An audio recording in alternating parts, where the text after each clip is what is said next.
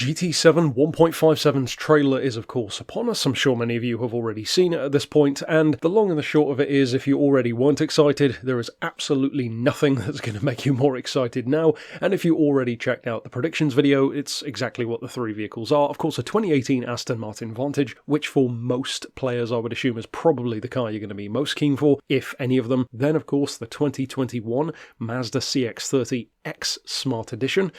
Ooh, and we'll have to see, of course, what that can do. And last but not least, the meme car, if you will, the 2001 1.4-litre Renault Kangoo. A lot of you commented on the silhouette video that apparently this has quite a strong following in Japan, kind of a cult car. I guess it makes sense why Kaz would choose something like that. Not, of course, in the grand scheme of things of a racing game, but more so because a lot of Gran Turismo's vehicles, of course, are very JDM scene inspired, so that would make sense that it is a popular local vehicle. It's not the first time, of course, Kaz has added a vehicle because of real-world significance. Of course, the High Medic ambulance, for example, was another example of that. No new circuit, are you surprised? Of course, 3 new events. We've got a new event basically for each vehicle, which is commonly the theme, a Brands Hatch Sunday Cup event, a Clubman 600 event at Deep Forest, and a 450-point front-wheel drive event at Tokyo. There's a new collection book for Suzuki in particular. The Faroe Islands are being added to scapes. Interesting for the photographers among us, I guess. And then, of course, Sophy 2.1 being, aside from the cars, the most significant thing coming this time around. We, as usual, don't know what the new motor swaps will be. Presumably there will be more.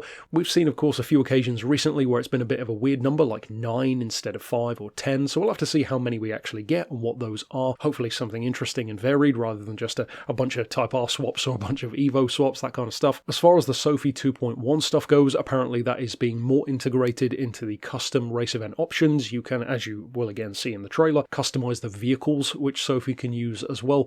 I mean, fine, it's not really that important for many of us. Probably would rather have more career mode events to do rather than Sophy, but sure, keep developing it on the side, I guess. So like I said, it's not going to win anyone over if you weren't already interested, I would wager, but as always, we will be covering everything in depth: motor swaps, new vehicles, new events, all that kind of stuff. Of course, tomorrow I will be featuring my overarching review of the patch as a whole. Then on Friday, we'll be talking new motor swaps, as I said, hopefully some good ones, and then in the 3 days following over the weekend, basically covering each of the 3 cars, what you can do with them, if they're any good. For many of you, of course, if it's even worth coming back to the game this month, I think you can pretty much already answer that question, but we'll find out, I guess. Stick around tomorrow for those overarching thoughts, and for now, thanks for watching.